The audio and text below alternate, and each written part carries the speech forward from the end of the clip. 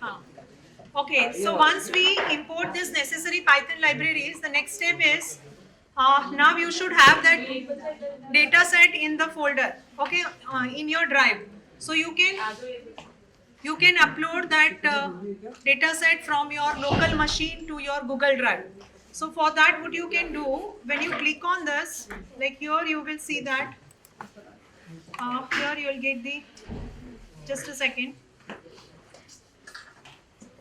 So when you click on this symbol, you will get drive yeah, this is like, now this is how you can get connected to drive. Click on this mount drive. Okay, when you click on this, it will mount drive, and here you can see that it is saying that run this cell to mount your Google Drive. You will get this code return in your cell, and then you have to run it when you want to connect your drive. Okay, so click on this. I repeat the steps. Click on this sign, then click on the drive sign. Sorry, ये okay, मेरा अभी next step आ रहा है. So when I click on that, when I run it, it will ask me. You need to be with me, okay? Connect to Google Drive. Connect to Google Drive. It will get connected to your Google Drive. Okay.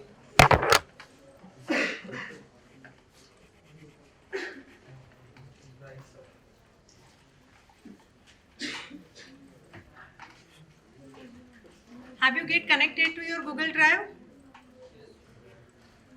Yeah, now see, when you click on that, it will ask you if you have logged into multiple Gmail accounts. It will ask you with which account you want to mount your like drive. So I want to use another account, so I am clicking on another account.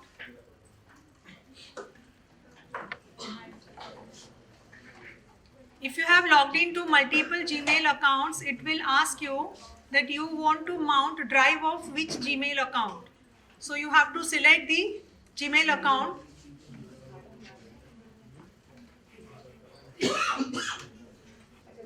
My internet is working slow.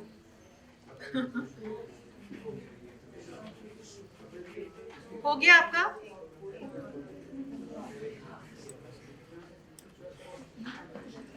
Okay, हो गया आपका?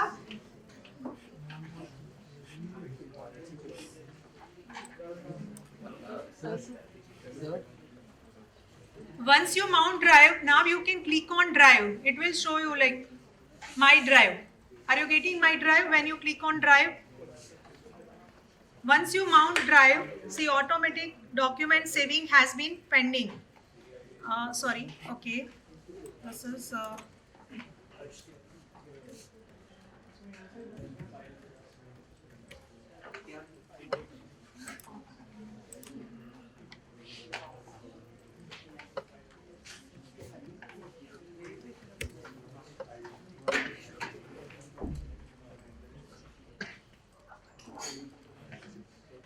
okay, so now you can see that allow. You need to allow if you want to mount drive.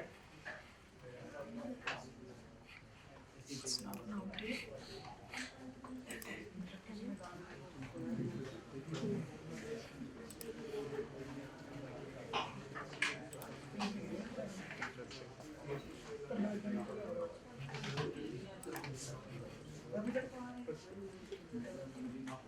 So in short, when you run this, your drive will be mounted.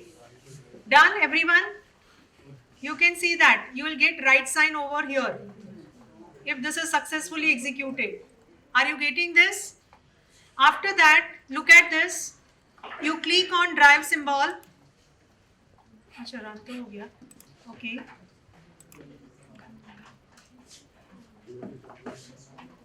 Okay, then refresh it.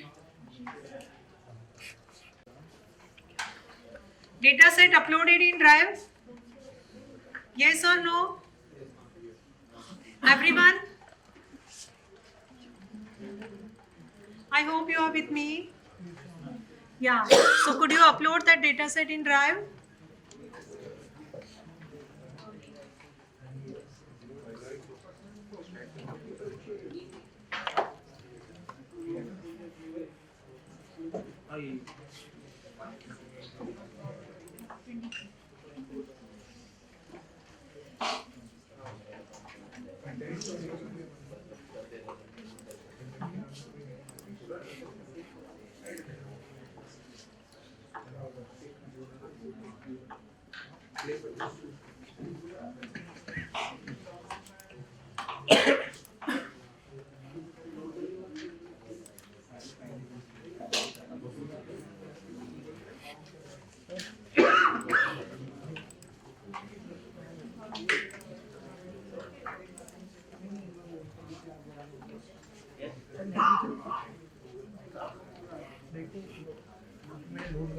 किया आप लोगों ने?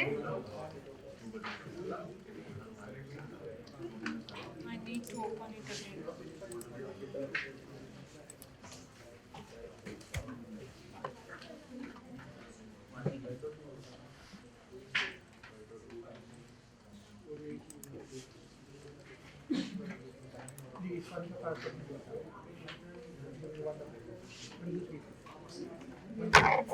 Actually, my internet is working slow. I am using this now. Yeah. हाँ हाँ मतलब चल रहा है लेकिन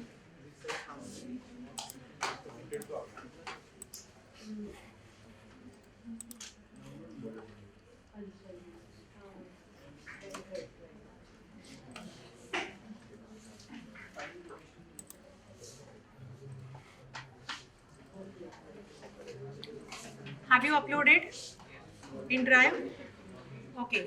Now, if you have uploaded, now here you will find that My Drive. Can you find My Drive here? Check on your machine. Are you getting My Drive? You have uploaded data set. You have mounted Drive. So you will find My Drive folder here. Now, if you click on My Drive, you will get files in My Drive. And check that rice classification dataset is available in My Drive, which you have uploaded.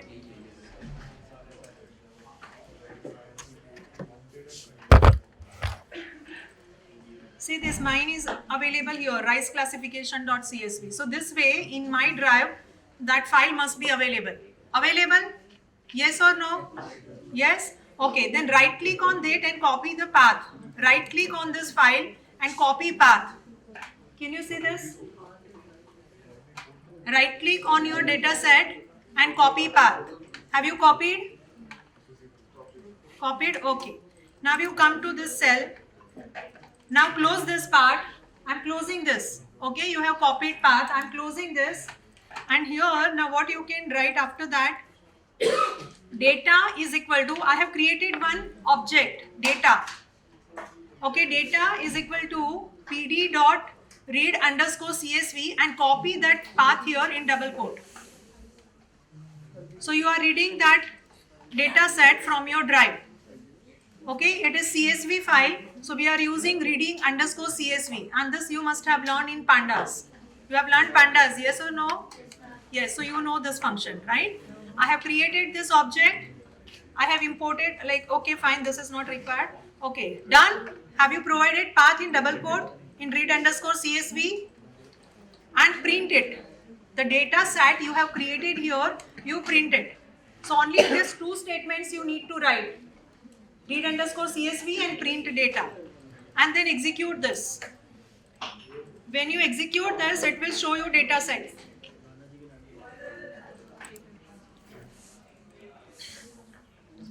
आपको ऐसे data set मिलना चाहिए. मिल रहा है?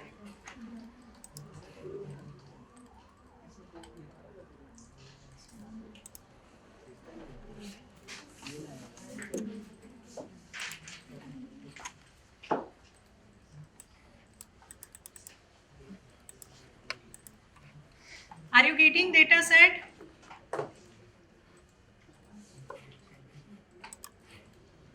Yes or no?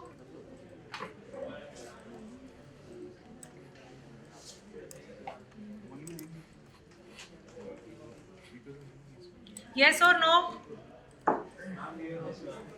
हाँ? आपको नहीं मिल रहा है, right? You are also getting the same error. Can anyone tell me why? Can anyone tell me why? Please be with me. This is important. Huh? Yes, this is the error message. Can you tell me why? See, it's showing you the name of this error. Name PD is not defined. PD you have used here. You have imported, but you have not executed it. We have imported it. So you need to execute this. Once you execute that cell, you will get right mark on the left side. See now, I have got right mark here. Are you with me? आपका कुछ miss हो जाए ना तो वो जाने दो. आप नेक्स्ट भी नहीं लर्न कर रहे हो when you are discussing, right? That side. Because you are missing the next thing also. Okay, so be with me. अगर वो छूट रहा है तो छूटने दो. At least next miss मत करो. So we didn't execute this part, and that's why you were getting error for PD. And now you execute that part. See this. Now that error won't be there. See this. Now it is executed and it is showing me data set. So it's not only important to write required like importing files and all. You also need to execute each cell, right? So now it is showing me the entire data set. This is the data set. Okay, done. Everyone is with me. Till this point it is executed correctly. What we have done, we have imported data set. We have created data frame and like we have displayed that whether it is imported or not.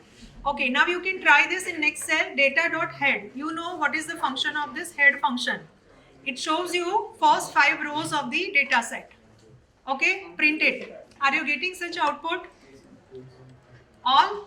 Are you all getting this output? जिनका miss हो रहा है ना वो जिनका हो रहा है उनके साथ बैठ जाओ प्लीज. हाँ आप इनके साथ आ जाओ. हो रहा है?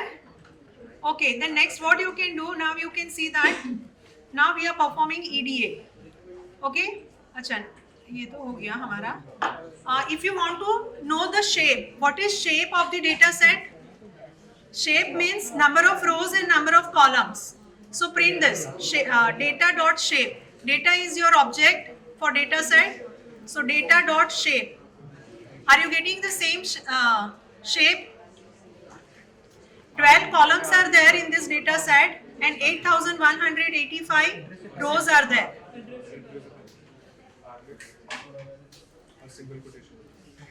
Are you getting this shape?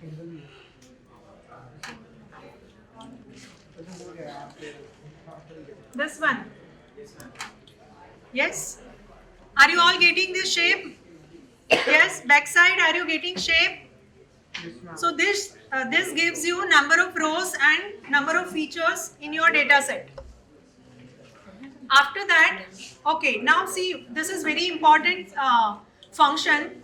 Today you learned that the third step is EDA, exploratory data analytics. It includes statistical analytics. Okay, so here when you use describe function with your data set, it will give you statistical information, characteristics of your data set. That for each feature, what is the count for that feature, what is mean value, what is standard deviation, what is which is the minimum value for that feature, like 25% distribution ka bhi dikhata hai, right? So you use this data.describe. So for each feature, each will give you statistics. Data.describe. See, everything is very nicely available in Python. You don't need to do programming. In our time, we used to write 1,000 lines in programming. आपको कुछ नहीं करना है. Everything is ready-madely available. Okay, done. Have you got statistical description of your data set? Yes or no? Otherwise, we used to write code for calculating mean value for each feature, code for calculating standard deviation for each feature. But here we use only one function and you get statistical characteristics of your data set. Done? Yes or no? मुझे ये यहाँ से ही सिर्फ response मिल रहा है, तो I am not sure that others are with me or not. I don't know कि if you cannot now, you mention the steps in your notebook. I suggest. So those who cannot perform now, what they can do, they can write the steps in notebook. Okay, fine. So that is over. Now what else we do during EDA, exploratory data analysis? We also check for null values. We also check for outliers. We deal with missing values. We deal with outliers as we discussed. So to check missing values, we are using this info. Okay, info is different. Info is not to get null missing values. Info is to get the information related to different features of your data set. that what is the type of data. For example, here you can see that ID has a integer data type and it has no null value, so count is 0. So it gives you the number of missing values for that feature and the data type of that feature. So here you can see that for this feature ID, no null values, no missing values are there, and the type of data is integer. For area also type of data is integer and there are no. So here you can see that this data set has no missing values. So you need to deal with missing values only if it has missing value. So before you deal with missing values, make sure that are there any missing values in your data set. So using info, you can check are there any missing values. Okay? Done? After that, okay, now again this is second option to check for the missing values.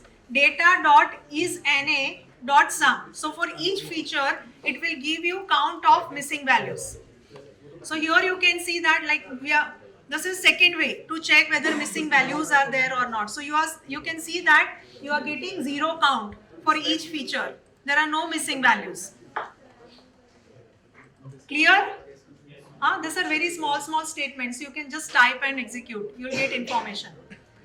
Okay, so no null values. What is the observation? No null values present in any of the column. Okay, now next is removing data from data set. Okay, as I told you, all features, all variables may not be required to get the desired results. So if feature is not required, you need to remove it from your data set, because you are now going to process that data. You are now going to fit this data to machine learning model. So you cannot fit entire data set. You need to make sure that which columns, which features are required to produce the desired results. Otherwise, remaining columns you have to remove. So here in this data set, ID column, ID feature, it is not required to produce the desired results when we want to classify the types of rice plants. Okay. So when we want to classify, ID doesn't make any sense. So we can drop that column. So for that we can use the drop function, data.drop, and this is the syntax. This is how you need to write it. So please write it and execute it.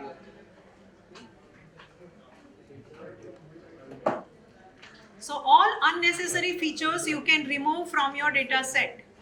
Here we are removing ID.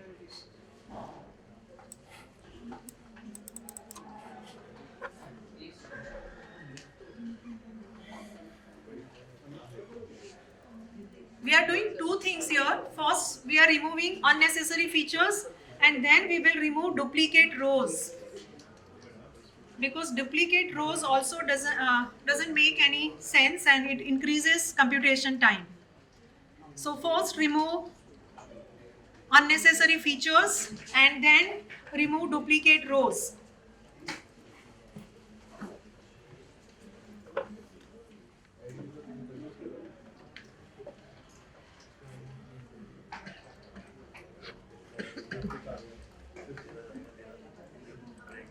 After that, again print data and check whether duplicate rows are removed and ID column is removed. So make sure at your end. Done? Huh? Okay, fine. So we have done that. After that,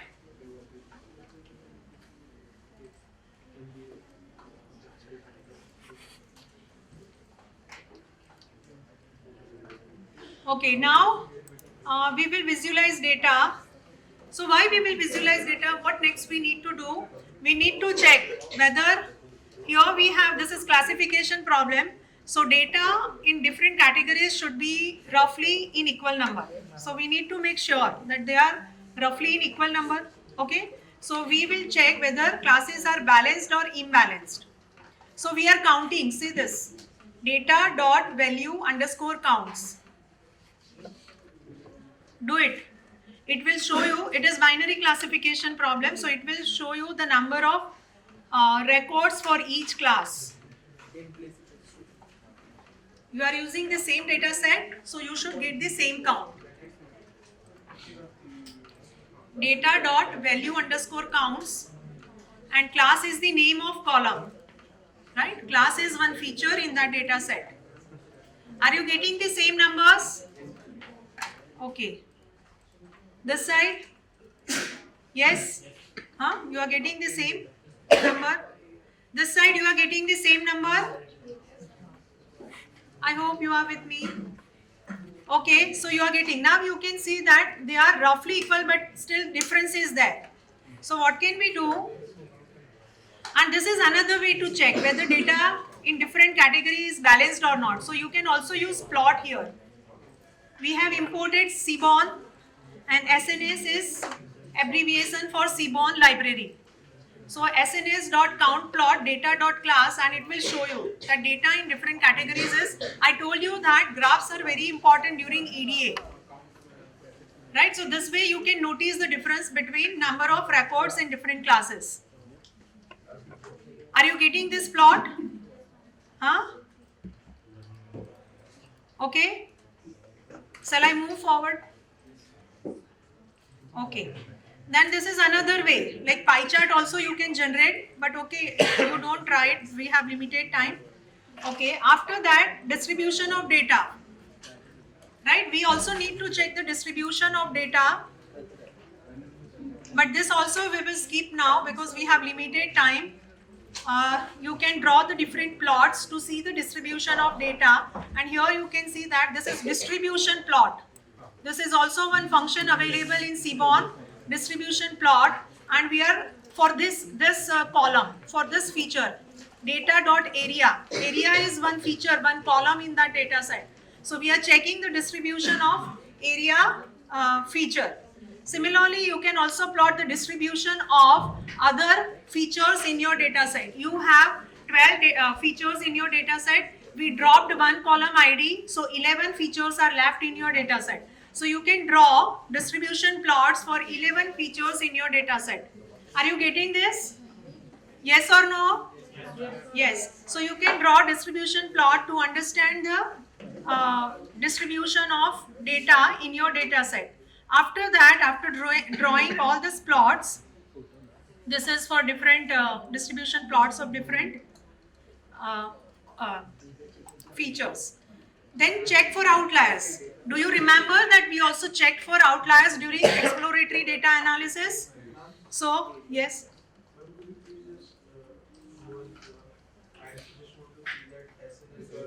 SNS dot this one, data dot name of the feature, and dist plot. We have only 5 minutes now. Okay, outliers. So we are performing steps of exploratory data analysis, right? Okay, now this is box plot. Can you see that for different features I am drawing box plot? Please be with me even if you cannot perform it. We are checking outliers for different features in data set. Now you can see that this is the plot. I'll show you different plots. So this part shows that outliers are there. Okay, for this, here is the outlier. This is the outlier. For this is the outlier. Why this two box plots? Two, this is binary classification problem. So two classes are there. So for this two classes, it is showing you two boxes and outliers of different features. So you can see that this is the outlier detection for which area feature. This is the outlier detection for minor axis length. This is outlier detection for major axis length. Please be with me. This is the outlier detection for next feature, and you can see the outliers. See the number of outliers for this feature. So you need to treat all these outliers. Okay, and that's what we discussed today, that suppose you have scored different marks, so that is one attribute, marks. So for different features, different outliers may be there and you need to treat them. After that, here you can see that there is no outlier for this feature. Can you see this plot? Can you observe any outlier for this? No outlier for this feature, right? And this is which feature? Extend. So there is no outlier for this, but here there are outliers. See this. Fine. So for all feature, plots have been drawn. After that, okay, this is comparison of data, but this I am skipping now. We have limited time. And this is heat map. Okay. Now here you can see that heat map, the purpose is to see the correlation between different features. We use heat map. Let me tell you that how do we analyze this heat map once we draw it, because drawing is very easy, just you need to use one function supported by this Python library. But how can you analyze it, that which are correlated? Now here you can see that the last column is related to class, last column. Okay, last column is related to class, and here if you notice, then you can see that just a second, we are getting low value for extent. Extent, this is 0.3.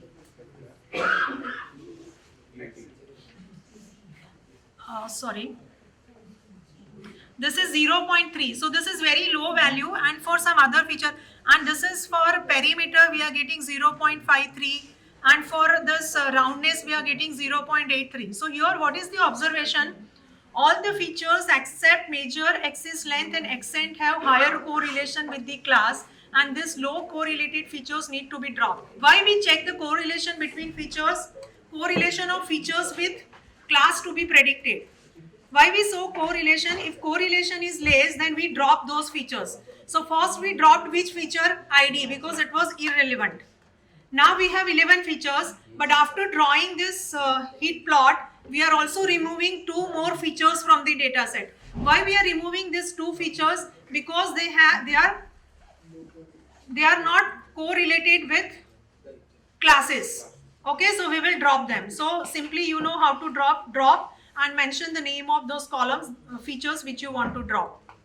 Okay, so we have dropped those 2 more features. So now we have only how many features? 8. We have again plotted heat map for remaining 8 features to see the correlation, and now the observation is all the features have high correlation with the class. So now we can proceed with this 8 features and we can feed this data to machine learning model. क्या क्या किया अभी तक हमने outlier detect किया, हमने missing value के लिए चेक किया, डेटा डिस्ट्रीब्यूशन देखा, कोरिलेशन देखा. तो हमने सारे ये जो पॉइंट्स है, मतलब if they are not correlated, we drop those features. If missing values, we need to treat them. Outliers, we need to treat them. Okay, and after that, what we have to do now? After that, just a second. Now build machine learning model. Okay, model building and evaluation. So here you can see that we have built many models here. Logistic regression. Just you need to feed data. Right, you will get, I'm just going through steps now because we have limited time. Later you can explore. Several tutorials are also available. So you can see that we are building logistic regression model, and I have this input data and this is output data. This is labeled data. This is classification.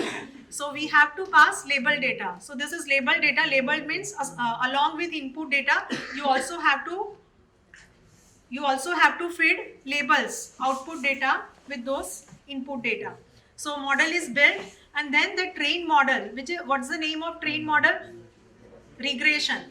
So we are using this train model to predict output for the test data, and we are predicting it, and then we can plot we can print accuracy and all. So this parameters we are using to evaluate the model.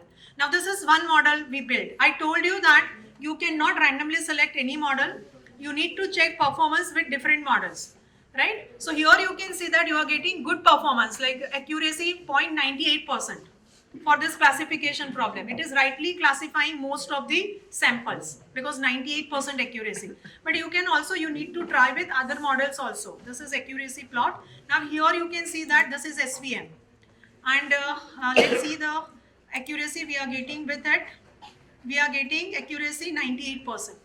So if all models are performing good, like you can observe other parameters and then you can conclude that which model is giving good accuracy. But see, this is how you can work on data science project, how simple it is, right? The steps which you have learned today, we have implemented with this Python libraries. And do you think that once you know the steps and these functions, it will take more than 1 hour? No, right? But pre-processing requires a lot of time, gathering quality data and analyzing it and making, like filter the data and make it ready to give it to model.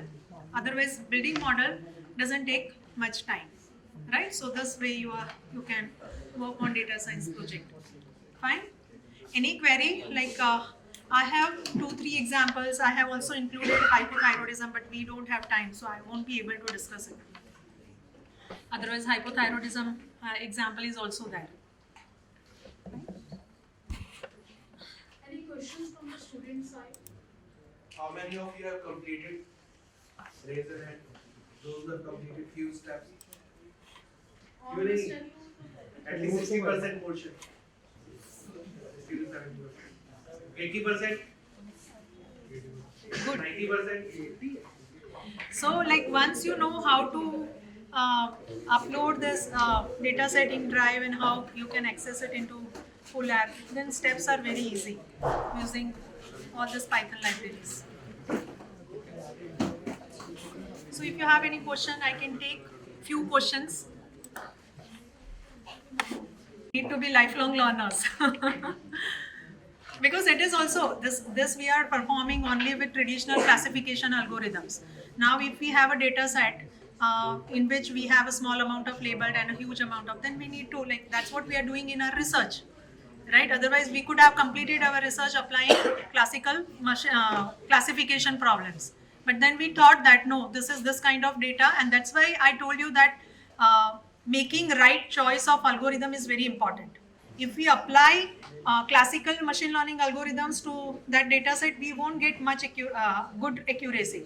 But that's what we are checking. That now if we apply self-supervised learning, what accuracy we will get. Okay, and we are really getting good accuracy with self-supervised learning.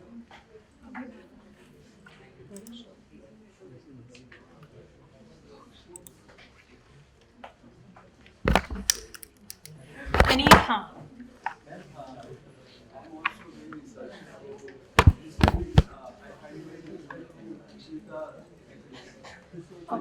Data. Okay. So first you need to figure out that due to which reasons. As I shared with you that there are multiple factors which affect accuracy, not only size of data or complexity of data, but model selection, hyperparameter setting. So you need to experiment it considering different. Huh.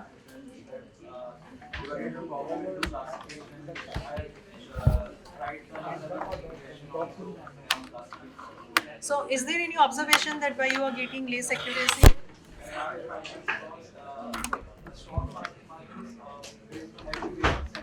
Huh. They are not rigid. There is less rigidity in that five type of data because value changes on regular basis. And due to COVID, So always if you have tried it and if you cannot further increase it, then it's like that's the end. so can I mention that these are the possible reasons? That's why I was wondering. Yeah, whenever you produce results and you present results, you have to present with justification. Even if you are not getting good results, why are you not getting? Because when we perform any experiment, you might have learned in school also, right? We have aim for that experiment, that what we want to check in this experiment. Then you perform experiment and then you write conclusion. Conclusion means what have you analyzed through this experiment. At the end of experiment, you might have got success, you might have got failure. But even if it is failure, why?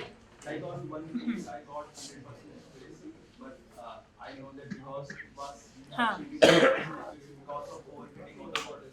Acha, overfitting. Do I need to mention that? Yeah, you also need to mention it. And if it is due to overfitting problem, then there are also methods to deal with overfitting. So have you applied those methods? I was trying to Yeah, overfitting, underfitting methods are there. So you apply them and check that if you deal with overfitting problem, then also you are getting such results. So all way you have to try, and then only if you are getting like that limited.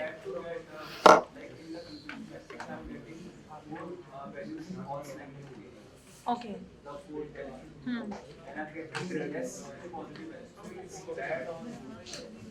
No, it's not bad or good. Like.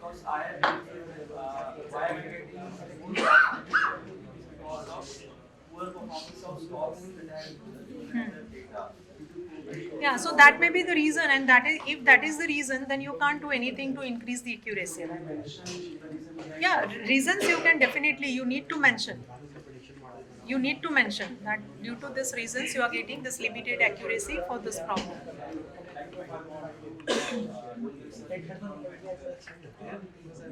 Huh.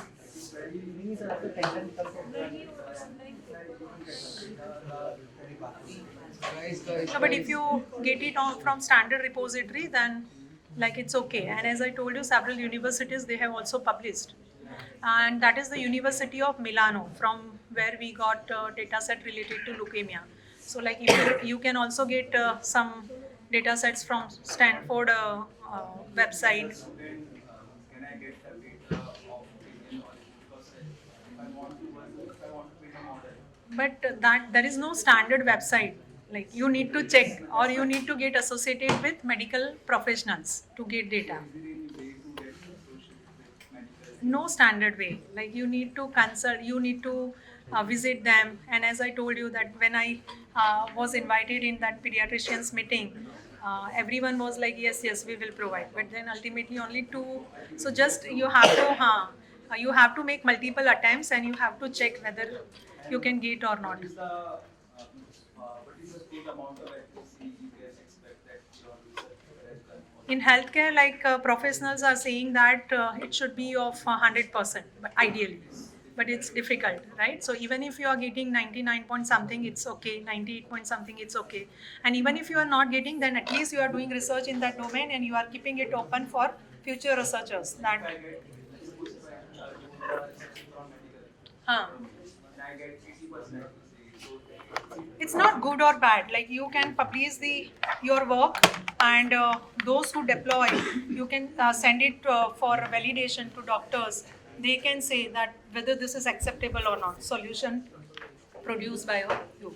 So there are no standard values, standard that this is the best accuracy, right? You need to give it to your solution should be given to doctors. They can use it, and they can verify. They can validate it, that whether it is deployable or not.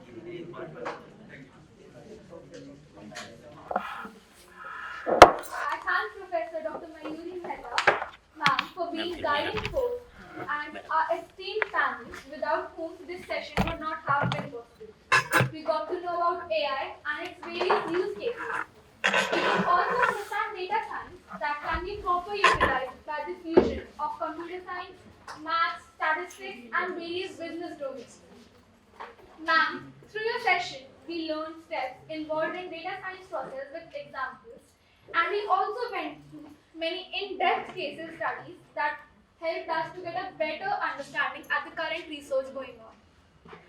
I present my special thanks to our respected chairman sir, vice chairman sir, directors, and all the attendees for their presence. Thank you.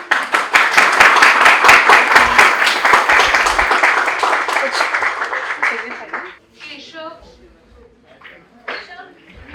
we are going to distribute certificates to the three students, Keshav, Udit Rawat, and Tejasvi, for the continuous active participation in that. Others will also receive the certificate. Like your certificate, all three of you. Tejasvi.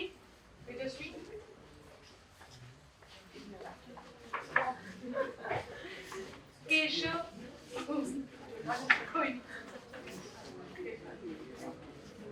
This is for your interactive participation.